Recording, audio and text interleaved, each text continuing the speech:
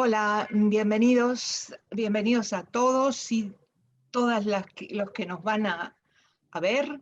Y les agradezco en nombre de la Fundación Mario Benedetti y muy especialmente a quienes me acompañan hoy, en el día de hoy, a esta primera mesa del segundo ciclo de La Pluma y el Pan, que iniciamos ya hace un tiempo, preocupados, como creo que estamos muchos, acerca de la situación de los escritores y escritoras en nuestro país. El ciclo pasado, sobre todo, se centró en las experiencias y el pensamiento y las reflexiones de los escritores. Y en este nuevo ciclo hemos querido ampliar el abanico, invitar a personalidades que desde un punto de vista más técnico y comprometido con el tema de la situación social, los derechos sociales de escritores y escritoras, nos puedan aportar, nos puedan ayudar a pensar más en esta situación que consideramos que, más allá de la pandemia, aunque la pandemia ha incidido en empeorar, diríamos, pero más allá de la pandemia, la situación de los derechos de escritores y escritoras dejan bastante que desear, sobre todo teniendo en cuenta la situación de sus derechos sociales. Nos acompañan aquí dos personalidades del ámbito más técnico y dos escritores que paso a, me parece que es más práctico que yo haga una presentación de los cuatro y luego les dé la palabra a cada uno eh, en un ciclo de 8 minutos, hemos dicho más o menos, de cada uno en sus intervenciones, y luego una segunda etapa de unos 5 minutos cada uno, en función de lo que se haya dicho o de la ampliación de lo que cada uno quiera decir, obviamente, con toda libertad. Les agradecemos entonces mucho esta compañía y paso a hacer la presentación de Álvaro Rodríguez Azcue, que es abogado, se especializa en Derecho de Trabajo y Seguridad Social, área en la que ejerce la docencia tanto en la Universidad de la República como en la Universidad de Montevideo y en CLAE. Fue asesor del Ministerio de Trabajo y Seguridad Social entre el 2003 y 2013, miembro del Comité Técnico Administrativo del Convenio Multilateral Iberoamericano de Seguridad Social entre el 12 y el 13, y de la Comisión de Expertos del Acuerdo Multilateral de Seguridad Social del Mercosur del 2006 al 2013. Actualmente es secretario del Instituto de Derecho del Trabajo y de la Seguridad Social en la Facultad de Derecho de la UDELAR. Eduardo Méndez Marquicio es maestro y además obtuvo 2 maestrías, maestro de escuela, y además obtuvo 2 maestrías, una en Ciencias de la Educación e Investigación Educativa de la ORT, otra en Dirección y Gestión en Sistemas de Seguridad Social, impartida por la Organización Iberoamericana de la Seguridad Social y la Universidad de Alcalá de Henares. Actualmente es director del Centro de Estudios de Seguridad Social, Salud y Administración del Banco de Previsión Social, del BPS, cargo que ocupa desde 2009. También, y desde 2007, es coordinador general del programa Conoce tus derechos y obligaciones en seguridad social. Carlos Lizcano, escritor y periodista, en sus obras han sido traducidas a numerosas lenguas, ha recibido el Premio Municipal y Nacional de Literatura, así como el Bartolomé Hidalgo. Ha sido socio fundador de la Casa de los Escritores.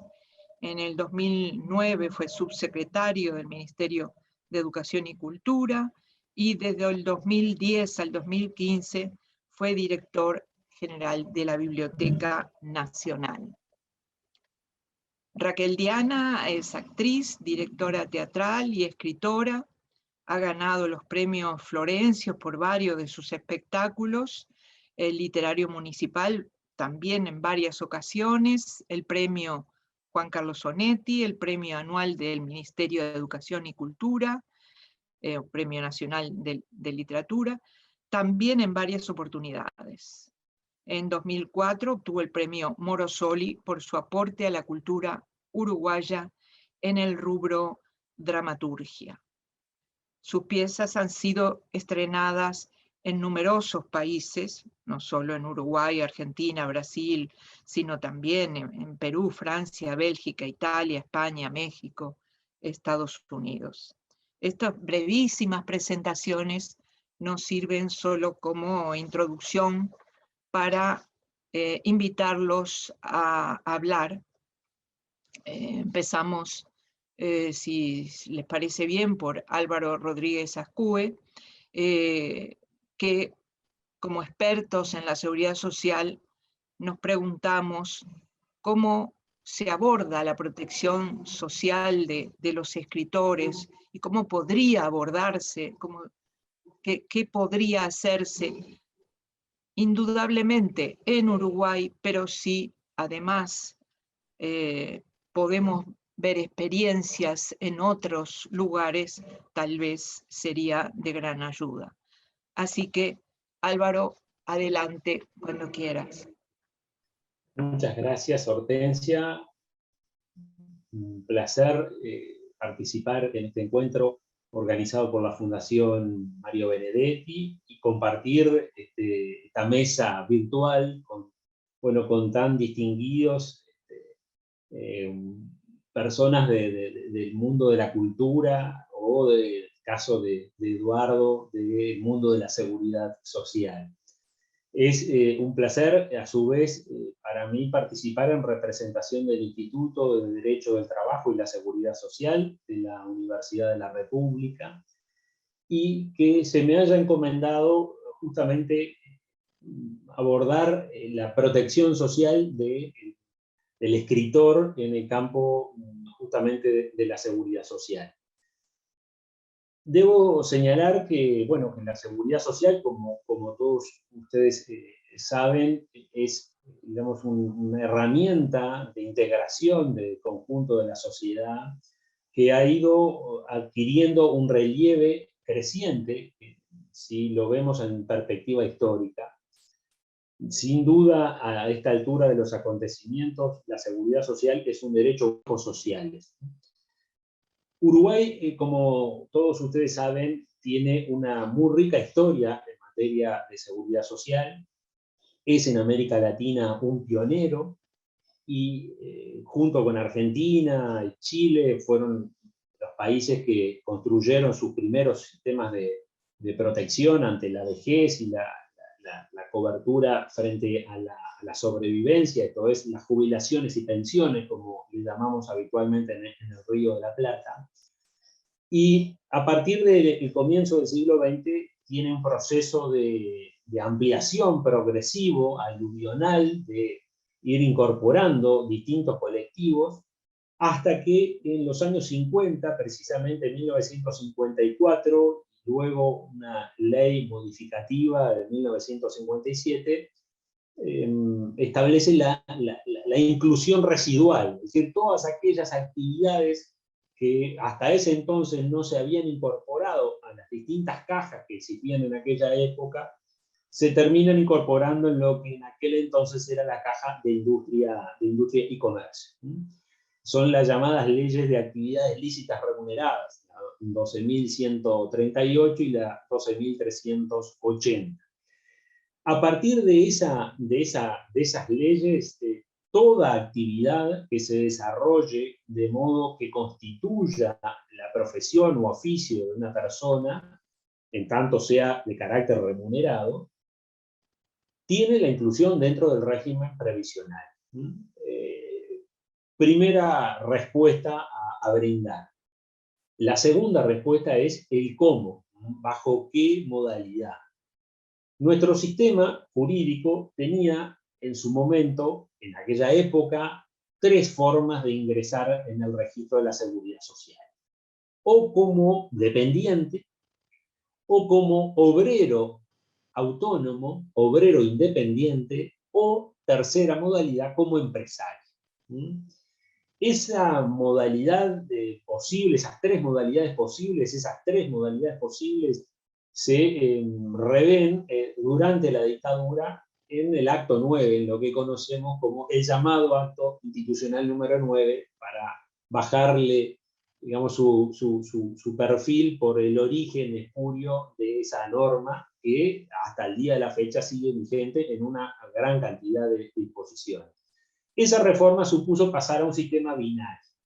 O se registra uno como dependiente, o se registra uno como autónomo, en el caso como empleador o como trabajador no dependiente. Desapareció allí, en esa época, esa figura del el obrero independiente. El obrero independiente. Hoy día, en la jerga de las normas que tenemos vigente, es la figura de la empresa unipersonal. Es la figura de la empresa unipersonal, que, como ustedes saben, permite a cualquier persona que vaya a desarrollar una actividad que tenga inclusión dentro del ámbito del Banco de Previsión Social, registrarse como trabajador autónomo, como en España son los autónomos, y cotizar en base a un sistema de filtros. De modo que en el Uruguay podemos, para terminar esta primera parte de mi intervención, podemos decir que jurídicamente los escritores están incluidos dentro del régimen previsional de naturaleza industria y comercio, y que pueden hacerlo en forma como trabajadores autónomos, empresa unipersonal, o como trabajadores dependientes. Naturalmente, el escritor es, un trabajador cuyo oficio se desarrolla en la mayor cantidad de los casos de manera autónoma. No se es empleado de, aunque puede ser una modalidad posible, la regla predominante es justamente la del trabajo de manera autónoma. Creo que estoy en el tiempo y cierro por aquí mi intervención, agradeciendo nuevamente digamos, el placer de compartir esta mesa virtual con tan distinguidos panelistas. Muchas gracias, Hortensia. Gracias, Álvaro. Sin duda nos has abierto alguna duda más que luego podemos conversar un poco más en la segunda parte. Eduardo Méndez Marquicio, adelante con tu intervención. Muchísimas gracias, Hortensia. Muchísimas gracias, Álvaro, por tan ilustrativa y también tan ilustrativa exposición, en que también nos llevó hacia la historia de lo que es la inclusión en la seguridad social de nuestro país pionero, si los ha habido, en cuanto a la preocupación de la protección social de sus ciudadanos. Fundamentalmente, creo que Álvaro ha hecho una excelente síntesis de cuál es el estado del arte respecto a la protección social que tiene nuestro país vigente actualmente, fundamentalmente para el colectivo que preocupa, los escritores.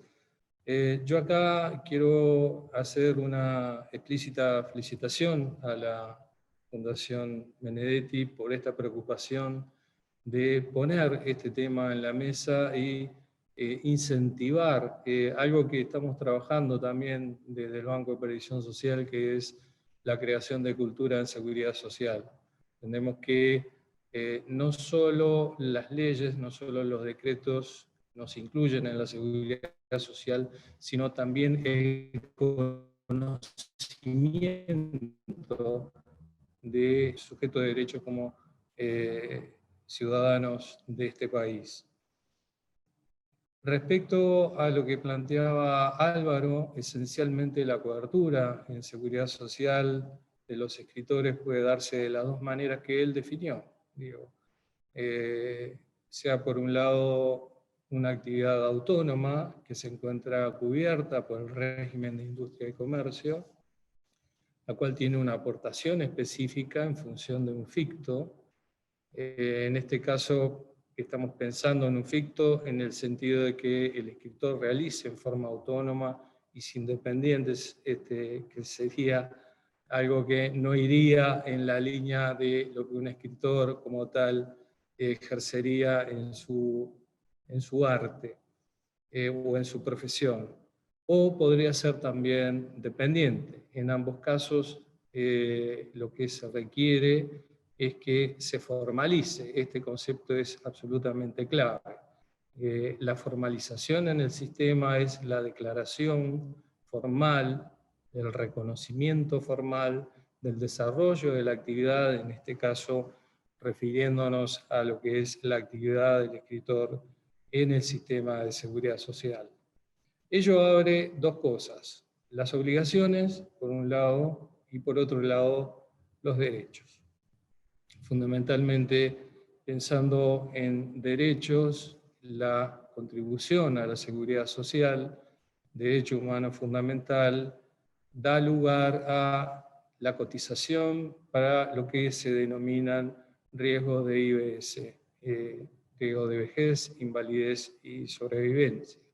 Son los ejemplos más importantes que tenemos en nuestras vidas, en nuestros ciclos de vida.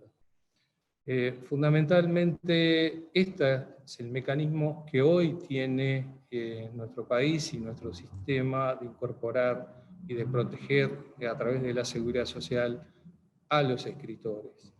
Quisiera hacer una referencia también histórica, Álvaro, para no quedar atrás, y es sumar un reconocimiento a la ley 12.053, que incluyó a los artistas, explícitamente a los artistas y a los profesionales del teatro en el año 1953 como actividad dentro de la rama, como bien señaló Álvaro, de industria de comercio, lo cual denota la preocupación también social y la preocupación a nivel de Estado por la cobertura de las artes.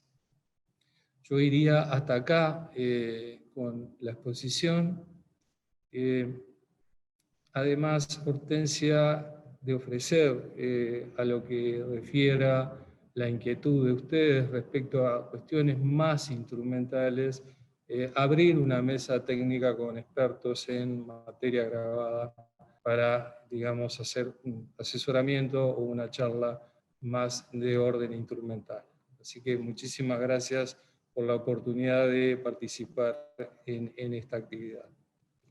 Al contrario, muchas gracias, porque sobre todo esta última oferta lo agradecemos mucho porque nos parece muy útil tratar de bajar a tierra ciertos elementos que pueden parecer un poco teóricos y que, en fin, ahora oiremos a los escritores ver cuál es su punto de vista y por qué la situación de ellos y ellas es la que es actualmente, que aparentemente no se encaja dentro de estas ideas o de estas decisiones que tienen tantos años de tomadas, ¿no? Del 50 y tantos, en fin.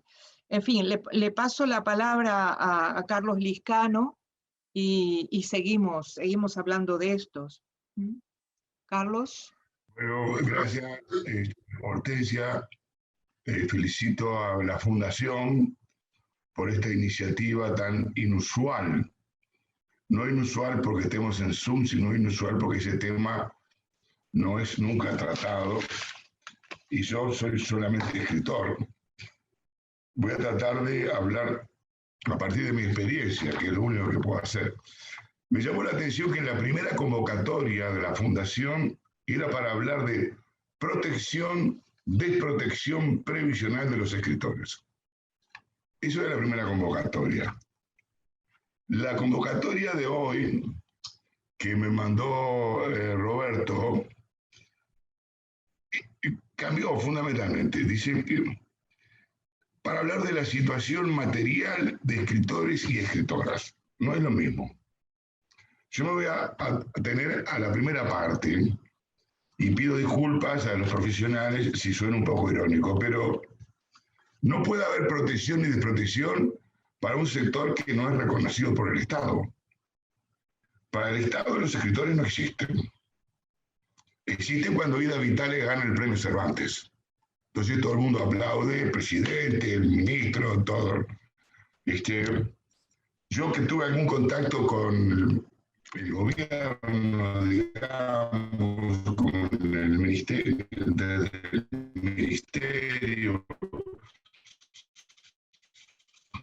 con las comisiones de educación, de diputados, de senadores, también de la Biblioteca Nacional, me causa un poco de risa porque la historia a qué se dedica. Un diputado del Frente Amplio, un tal Núñez, que propuso que las fotocopias fueran gratis para todo el mundo. Todas las fotocopias. Canilla libre de fotocopias. Según él, porque es comunista, porque la educación debe ser gratuita. ¿Y quién la paga? Las fotocopias son gratuitas. Entonces, hay una cosa previa que es cultural, que no se reconoce que la literatura producida por los escritores uruguayos forma parte de la identidad nacional. Yo pido disculpas, Álvaro, pero cuando vos hablas de que los escritores estamos en industria y comercio, yo me imagino la carcajada de Onetti, cuando diciendo que, Onetti, usted pertenece a industria y comercio, ¿no? No, los escritores pretendemos ser otra cosa. Cuando empezó el Plan Ceibal, los organizadores no tenían idea de qué hacer con los libros que iban a poner en el Plan Ceibal. ¿Iban a pagar derechos o los afanaban y los metían en la central esa y los difundían? Alguien les dijo, no, hay que pagar los derechos. Pero como Uruguay nunca estimuló la producción de libros audiovisuales, produjeron monstruos, le metían a los niños versiones de libros en PDF para niños, versiones en PDF. Creo que eso ha cambiado y ha mejorado ahora. Cuando yo estaba en la biblioteca, en el ministerio, hablábamos de una cosa que llamaba el universo del libro, que es enorme, no lo conocía, que va desde los despachantes de aduana que cobran, porque uno trae 10 libros de Buenos Aires y el despachante de aduana lo cobra si quiere, porque el libro no paga, el importado no paga impuestos, pero el despachante de aduana cobra. El despachante de aduana no es el Estado, es un empresario privado. La ley de derecho de autor es obsoleta. Pero ¿qué pasa? En Uruguay no hay especialistas en derecho de autor formados por el Estado. Los que hay se formaron solos y litigan contra el Estado. La ley de depósito legal es obsoleta, no existe en lugar del mundo. Y quiero terminar con esto. Como director de Biblioteca Nacional que fui, nosotros prestábamos libros. ¿Qué pasa? Por la ley de depósito legal, todo lo que se publica en Uruguay van 5 ejemplares a la Biblioteca Nacional. Y la Biblioteca Nacional lo presta. ¿Con qué derecho la Biblioteca Nacional presta un libro mío, y no me paga nada? En el mundo eso se paga. Tienen que pagar el Estado puede recibirlo, lo recibe gratis por la ley de depósito legal, pero no tiene derecho a prestarlo, no hay ninguna ley que lo autorice a prestar sin pagar. Cuando un canal de televisión estatal pasa una película extranjera, paga por eso, pero si presta mi libro, o el de Diana, o el de quien sea, no paga. Entonces creo que hay una cosa previa, que es el reconocimiento a la existencia de algo que son escritores, que no somos de industria y comercio, no somos trabajadores autónomos, somos escritores. Voy a decir algo que puede resultar antipático. Si yo voy al BPS y digo soy escritor, no me puedo registrar, pero si soy prostituta me puedo registrar. Hay un estatus para la prostituta, pero no hay un estatus para los escritores. Y cuando yo he hablado mucho con muchos legisladores, no tienen idea de qué estamos hablando. Les parece, bueno, ustedes se entretienen con escribir, ya tienen suficiente compensación con producir lo que quieren. Eso por ahora, gracias.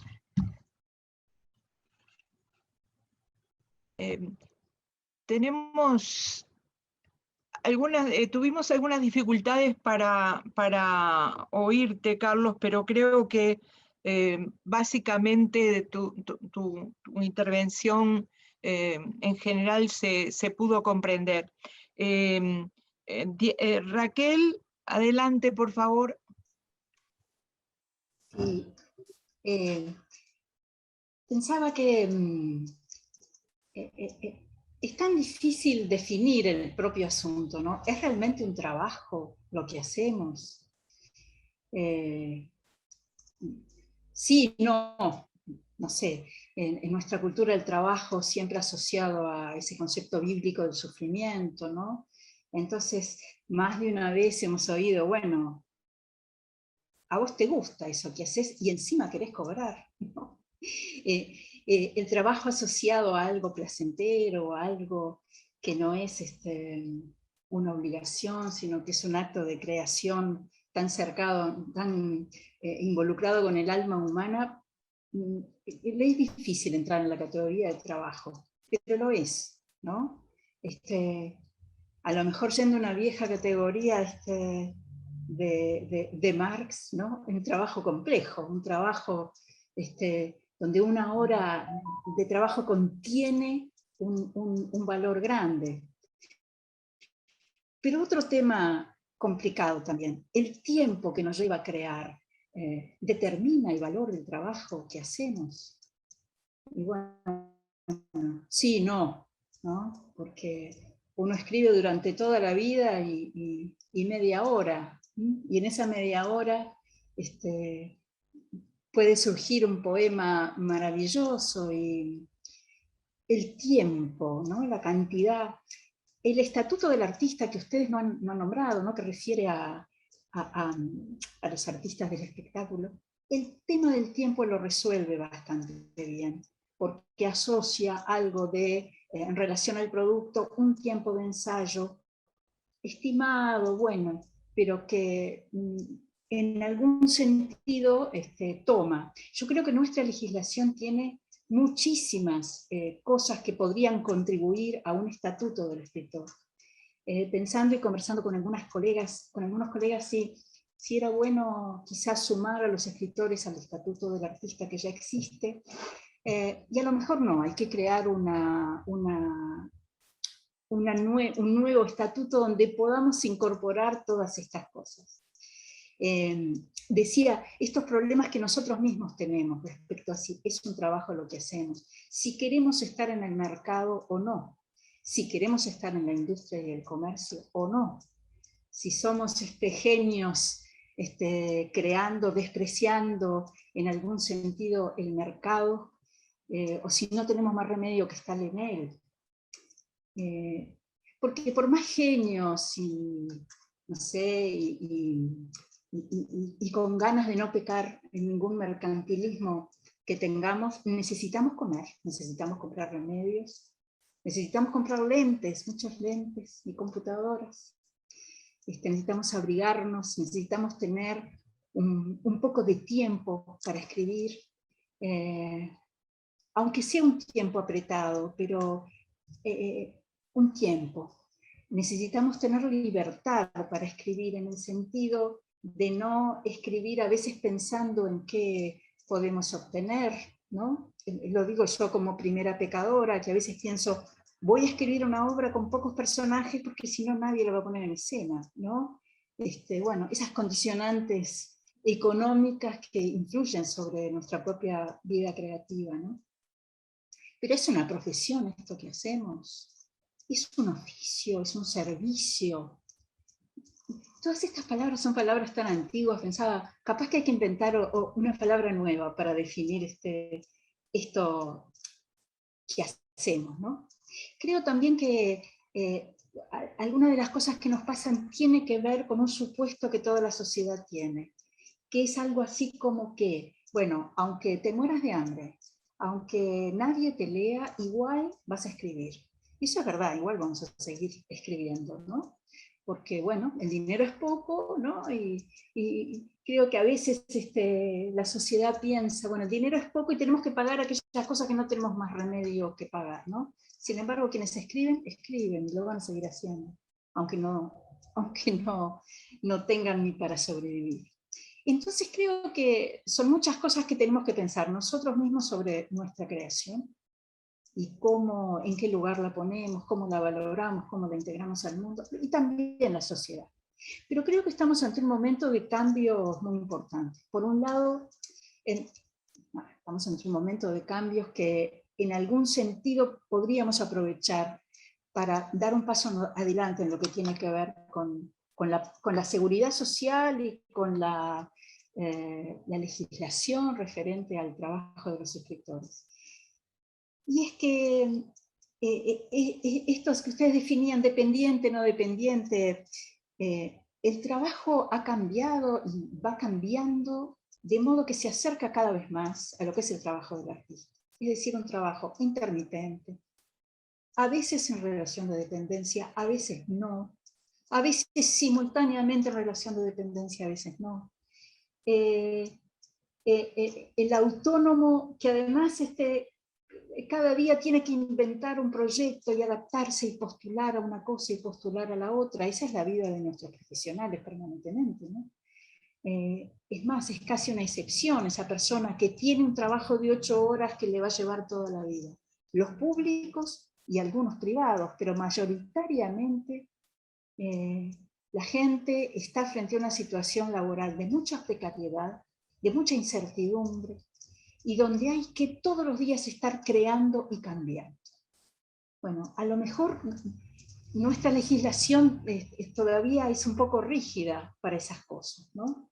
En el caso de los artistas de las artes escénicas y de la música también tenemos las cooperativas de artistas, ¿no? Que tienen sus ventajas y sus desventajas, ¿no? Pero que nos han permitido, por ejemplo, permanecer de alta en el BPS, lo cual es muy importante por el tema de la salud fundamentalmente. Hace unos años, la primera vez que pude hacer uso de la contribución que el BPS hace para comprar lentes, me puse a llorar, porque fue la primera vez que sentí, ¿no? la protección del Estado en ese sentido, y bueno, fue por los aportes como actriz, a través de la cooperativa, con esa permanencia. Yo pensaba hoy, esta cosa, ¿no? La flexibilidad, la precariedad. La precariedad es la música de fondo con la que estamos escribiendo, pero es también en la sociedad, ¿no? Entonces, yo supongo que tanto la previsión social como la legislación laboral tiene que modificarse para hacer frente a este asunto urgente, ¿no? Los escritores y las escritoras estamos saliendo de la clase media, en todo sentido, por nuestra precarización económica, y también vamos en algún sentido perdiendo ese prestigio o esa cosa que hace el escritor uruguayo de clase media, muchas veces escribiendo en los tiempos muertos de la función pública, ¿no? El Estado, en cuanto los empleados públicos escribiendo en horas de trabajo, esa cosa tan tradicional uruguaya, todo eso va como, se va yendo. Y la autoexplotación, este tema tan candente, ¿no? Del trabajador que siempre tiene que presentar su currículum, exigirse, generar cosas, porque si no, o no consigue trabajo, o no asciende, o no puede conseguir dinero. Bueno, esa autoexplotación nosotros la conocemos perfecto, ¿no? La exigencia permanente, la angustia editorial pidiendo cosas, no consiguiendo. Trabajos que han desaparecido. Por ejemplo, la prensa, que era un lugar donde los escritores podían escribir y cobrar, ya no existe más. Prácticamente no hay dónde hacer semejante cosa, ¿no? Y bueno, a lo mejor podría proponer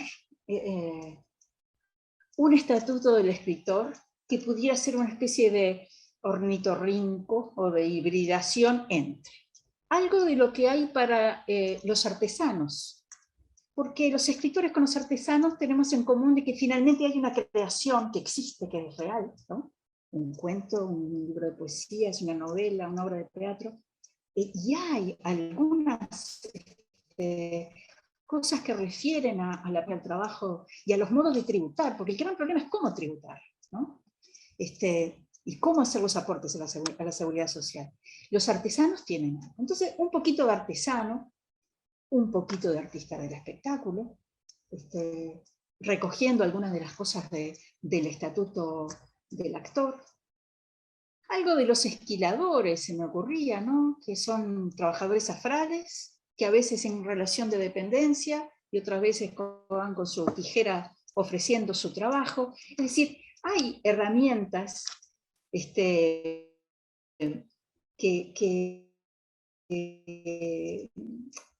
podríamos tratar de reunir para hacer un marco de protección y sobre todo de innovación. El trabajo del escritor nunca se va a parecer un trabajo fabril de 8 horas, pero casi ningún trabajo se está pareciendo a eso. Entonces, a lo mejor es esa oportunidad, una oportunidad bien interesante de poder pensar en ese sentido y avanzar. Y bueno, y gracias a la Fundación, claro, me olvidé decirlo, fui la única por esta oportunidad de dialogar sobre este asunto que, quién sabe, capaz que tenemos buenas noticias. Gracias, gracias Raquel. Realmente oyéndolos, no sé si Álvaro, Eduardo, oyendo a Carlos y a Raquel, podrían como ampliar un poco la imagen que nos daban acerca de la protección que la protección de la previsión social, diríamos, pueden darnos a escritores y escritoras. Creo que digamos, que los protagonistas con sus dudas, sus angustias, sus aportes, tal vez puedan, no sé, ampliar un poco lo que ustedes nos puedan decir, incluso,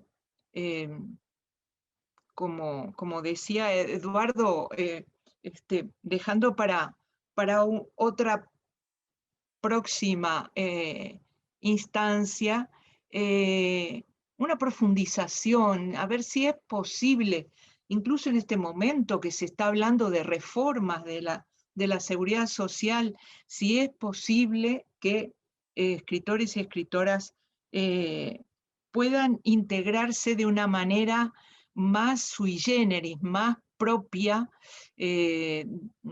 más apropiada, digamos, a lo que es su labor, que como decía Raquel, tiene características muy especiales y que en algunos otros países se ha considerado y que seguramente ustedes conocen bien. Así que le paso de nuevo la palabra primero a Álvaro y después a Eduardo.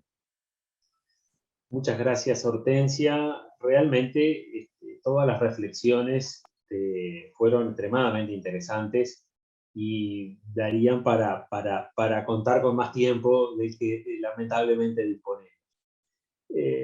Una primera reflexión. la historia de la seguridad social, ya que Eduardo me desafiaba con ese enfoque, es la historia de los grupos de presión. Es decir, Mesa Lago, un experto en seguridad social en América Latina, ya es un clásico a esta altura del partido, sostiene justamente que en América Latina el desarrollo de la seguridad social fue a partir de los grupos de presión. Es decir, primero los militares, después los funcionarios públicos. Cuando la industrialización comenzó a generar un movimiento sindical poderoso, bueno, los trabajadores consiguieron la inclusión dentro de la seguridad social, y bueno, la demostración es que los últimos que se subieron al tren de la seguridad social fueron los trabajadores del servicio doméstico y los trabajadores rurales. Entonces, hay una vinculación, digamos, inequívoca entre las relaciones de poder y la protección social. Aquellos que tienen mayor capacidad de presión obtienen mejor niveles de cobertura, y eso lo vemos mirando para el costado o para arriba o para abajo. En el Uruguay lo podemos constatar. Segundo, la referencia a industria y comercio no es para, digamos, con ello menospreciar o calificar de mercantil el trabajo del escritor. Por cierto, ese es el nombre de la institución que primero incluyó a los trabajadores de la industria, a los trabajadores del comercio, y después en esas leyes que yo mencionaba se incluyeron el resto de aquellas personas que trabajan y viven de su trabajo, en cualquiera de estas dos modalidades que decía hace un momento. Entonces, yo creo que la otra idea que quería compartir era el énfasis que había puesto yo en mi primera ronda, que era de la inclusión jurídica, que no es la real, la efectiva. Por eso me parece muy importante el aporte de Eduardo cuando habla del conocimiento de las normas de seguridad social, de generar y de promover una cultura de la seguridad social en esas dos dimensiones, obligaciones y derechos. La cuarta idea que quiero destacar es que nuestro sistema es de tipo contributivo. Es decir, desde esa historia que tenemos desde 1896, que se crea la caja de los maestros, la caja escolar, y de todas las cajas que se crearon con posterioridad, la matriz fue la de Bismarck, de Alemania, de fines del siglo XIX, donde el sistema fue contributivo, esto es, hay que cotizar para generar derechos dentro del sistema. Entonces, esa ha sido la característica de nuestro sistema, y todas las transformaciones que han habido, de alguna manera, continúan con esa lógica que es la matriz europea continental.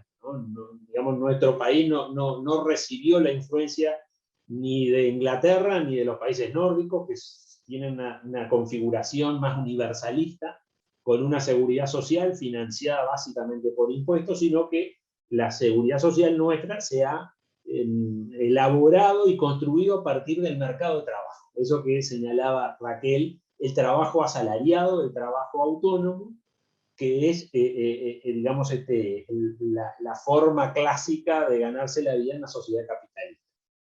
Entonces, yo creo que la reflexión que hacía Raquel en torno a la necesidad de adaptar las normas generales y buscar los particularismos que tiene, digamos, tiene ese antecedente de la ley de artistas y oficio conexo, la que tuve el placer de trabajar en el proceso de elaboración, y recuerdo, si siempre me viene a la mente la figura de Tomás de Mato cuando estábamos trabajando en este tema en las reuniones que hacíamos en el Ministerio de Educación y Cultura, y Tomás decía, ¿y cuándo la ley para el escritor? Y bueno, de alguna manera ese es un tema que está pendiente, pero bueno, tal vez haya que organizarse, tal vez haya que plantear a las autoridades estos temas, buscar la forma técnica de darle consistencia a un planteo que no puede ser a contrapelo de la del diseño general del sistema, sino que se inserte buscando esas adaptaciones que señalaba Raquel del monotributo que tienen los artesanos, del cómputo de los servicios que tienen los artistas, que computan justamente el tiempo de ensayo, pero sin salirse de la naturaleza de la estructura de nuestro sistema previsional. Y termino por aquí.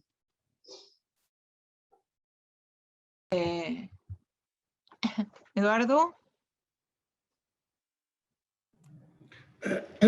Muchas gracias, tanto Carlos y Raquel por sus reflexiones, Álvaro por tu rica ampliación también.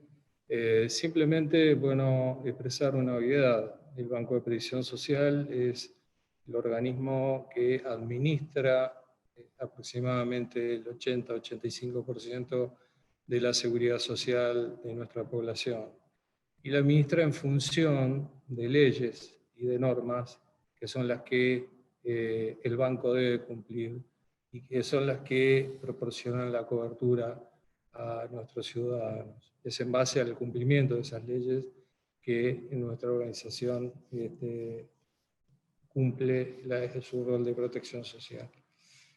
Hoy día la vigencia normativa que tenemos nos permite la cobertura que tanto Álvaro expresó muy bien, como yo les comentaba, respecto a la inclusión en el régimen de industria de comercio, tanto como empresa unipersonal como dependiente. Reitero, Hortensia, nuestra posibilidad de ahondar en aspectos instrumentales en una sesión particular con técnicos ya de prestacionales y técnicos vinculados a materia grabada. Sí quiero hacer una mención a una referencia que hizo Carlos y que en realidad, si bien hoy día y afortunadamente los trabajadores sexuales están comprendidos en la seguridad social, también lo están los escritores. Es decir, que si Carlos va al mostrador del Banco de Previsión Social y dice que es un escritor, lo van a afiliar como una empresa unipersonal con rubro de escritor. Es decir, eso es posible. Hoy día está la posibilidad y quería mencionarlo expresamente porque que no nos quedara la sensación de que un determinado colectivo de una determinada actividad iba y, digamos, al mostrador del Banco de Previsión Social a resolver su inclusión al sistema y lo hacía y que los escritores no. No es así. Un escritor, cualquiera de ustedes, Raquel, Carlos, Álvaro, Hortensia Tut, pueden ir al Banco de Previsión Social y pueden registrarse como escritores. Digo, entonces, quería clarificarlo expresamente. Simplemente para terminar mis palabras, nuevamente nuestro agradecimiento, Hortensia, a este espacio de reflexión, de comunicación, de intercambio de opiniones y fundamentalmente de esto que valoramos tanto como institución de un espacio de fomento de creación de cultura de seguridad social. Muchas gracias.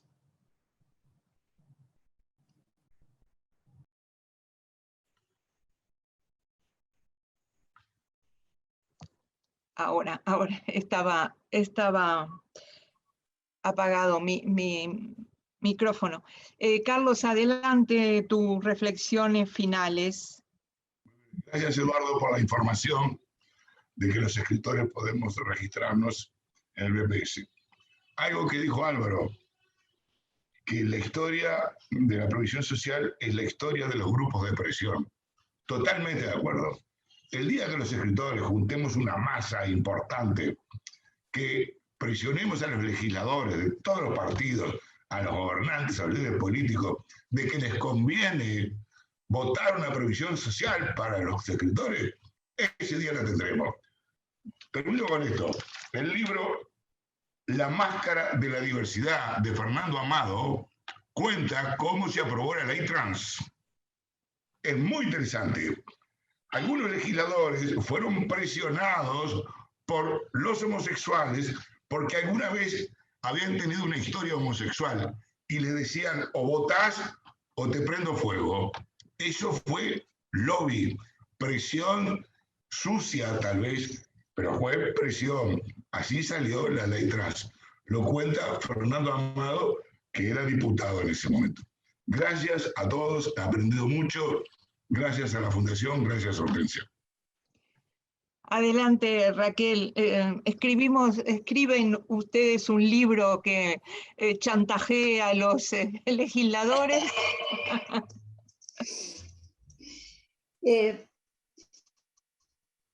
Yo pensaba, claro que podemos ir al mostrador del banco e inscribirnos como escritores y escritoras. Lo que no podemos es pagar lo que tenemos que pagar como empresa unipersonal. Ese es el problema.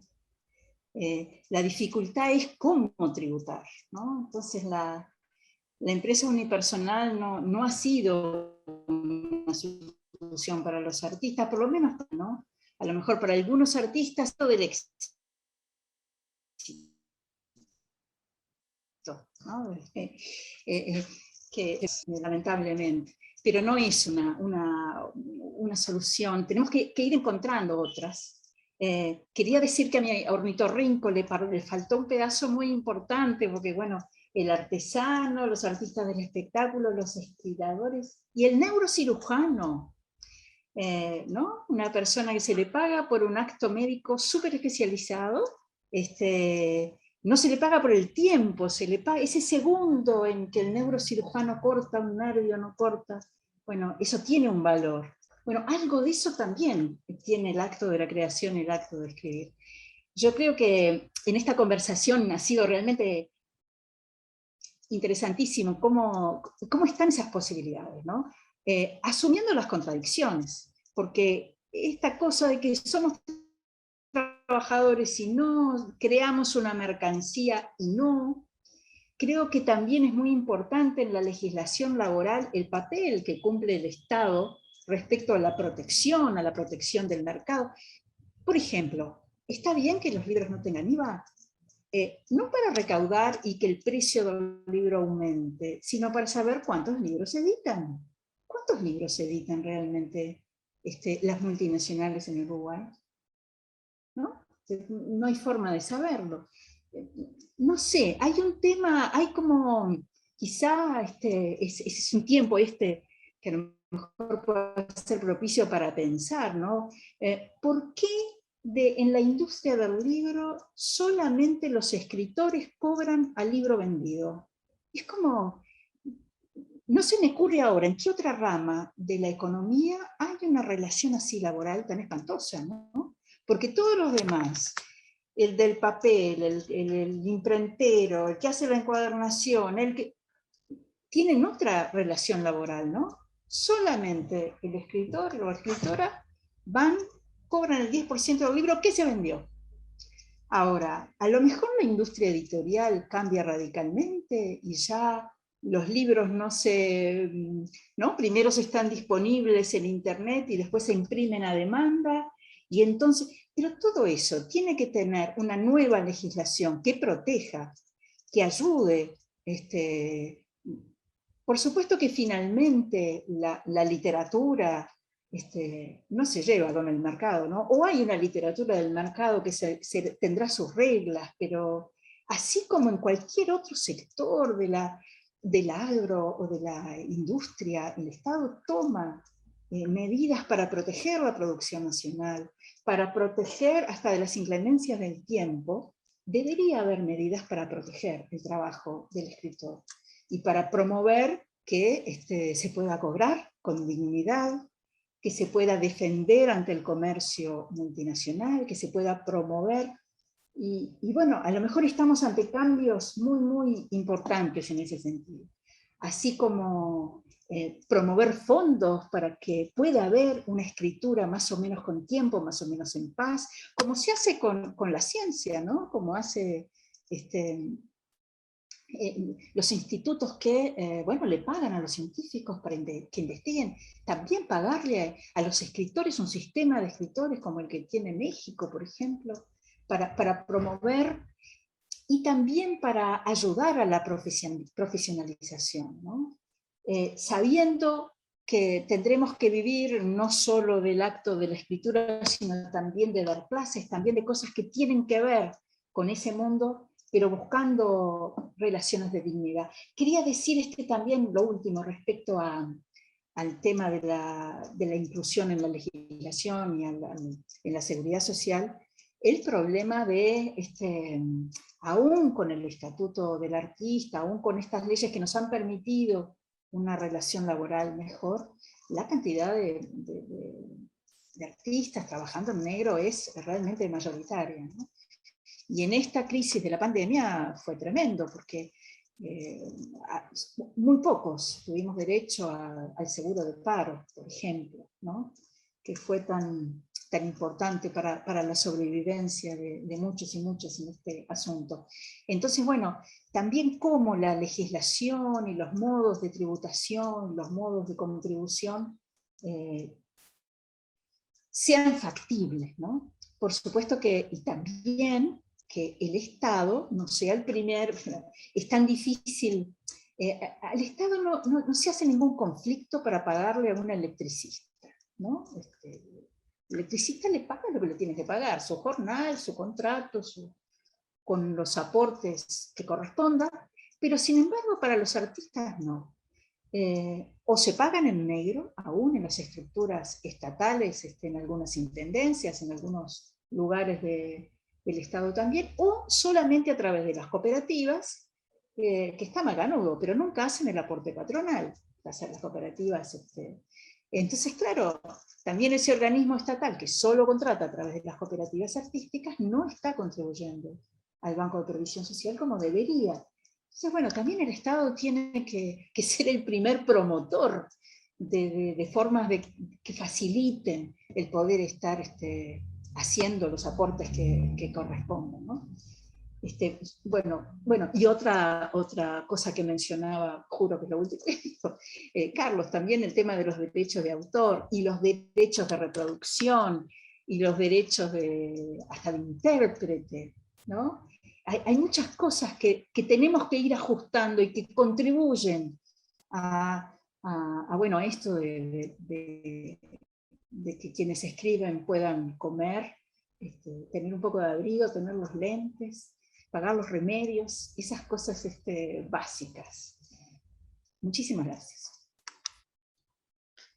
Gracias a los cuatro, gracias a Raquel y a Carlos por plantear los distintos temas que en realidad preocupan a los escritores y escritoras.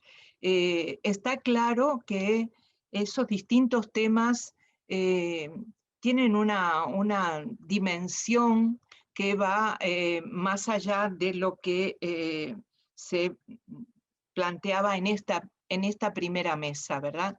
Realmente, como decía Raquel, se trata de una legislación, y también lo decía Carlos, una legislación que tenga que ver con derechos de autor, con derechos de reproducción y con muchas más cosas.